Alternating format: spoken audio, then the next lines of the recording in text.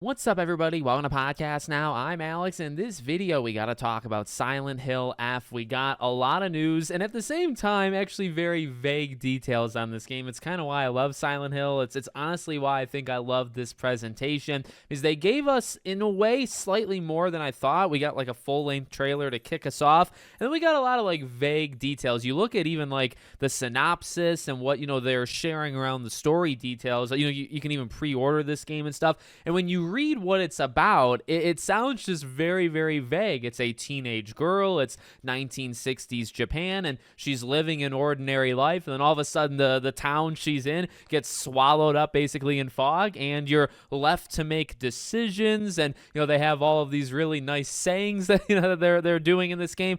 It looks beautiful. It looks great. Let me get that out of the way first, okay? I'm really honestly impressed with what we saw today, and I'm happy with it. I'll say all of that first. Again, it is vague, but some of the highlights in terms of even what they said of like what to expect is that it's going to be kind of vague. And then when the game comes out, they even said point blank, when you finish this game, you're going to have a ton of questions, and you might have to go back in, you might have to ask others, but you're supposed to be confused. You're supposed to ask questions. They talked about how, it's kind of a thing with Silent Hill, how the characters will give you like vague responses that don't really make sense in the moment, but then later on they kind of, you get it, right? All things they talked about, all things I'm very happy with, and kind of fits like just the tone, of this presentation. But, jumping back to what I said a few seconds ago, you can actually pre-order this thing. I actually find, again, because we got so much vague info, some of the things that are like locked in, right? Consoles, or I should say platforms, right? Coming on PC, coming on PlayStation, Xbox. No mention of the Switch. I wonder, the Switch 2, I wonder if they're just holding back. There's a couple games that are coming out soon that we don't really know if they're going to come out on Switch or not. So maybe they're just going to wait on that one.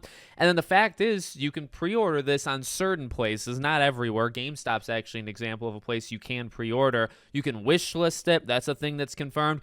And what's interesting to me, at least, is when you do all these things, there is a placeholder date for New Year's Eve of this year. Now, obviously, hopefully you guys know what placeholder dates are. They're not legitimate. You shouldn't put too much stock. However, I will put just a little bit of stock and say, obviously, it's not coming out New Year's Eve, but it's coming out, they say, the placeholder is the final day of 2025. Normally, you do that to placehold it where it could come out sometime earlier. Now, I actually think it would be a massive surprise and a massive shock if this game actually released this year. I personally think it's going to come out next year, but just that placeholder date until it moves, until we start seeing, you can do it on Amazon and it says, next year, next New Year's Eve, right? Until that starts to happen, I think the possibility and the hope that it comes out this year is actually still there. It's still a thing that could happen. And because of the pre-order stuff, we're actually seeing it is a full $70 game, in case people didn't know. And I mean, look, nowadays you kind of have a coin flip of 60. I guess coin flip implies two different possibilities. I guess it could be more $50, $60, $70. Which one's it going to be? It's actually $69.99. So that's locked in. The platforms are locked in. You can wish list, you can pre-order depending on where you are, where you're going through.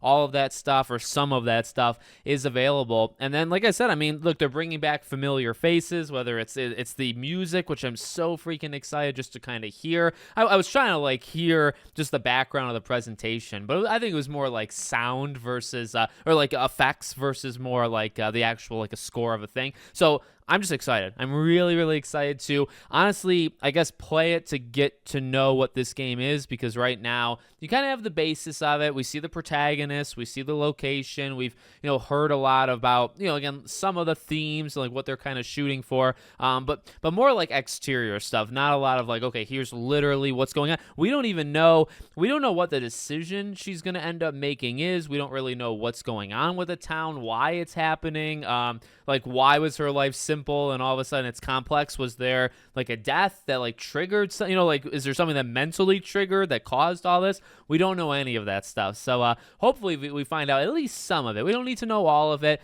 We do need to see gameplay, I'll tell you that, right? Like a cinematic trailer I think is fine for setting the tone, setting that kind of atmosphere, which I think again they did really, really well, and they kicked off the transmission with that. But then we got to see, okay, what are we going to be doing moment to moment? I mean, it is Silent Hill, and they talked about it, and you're gonna be confronting monsters. They talked about monsters being a big part of it.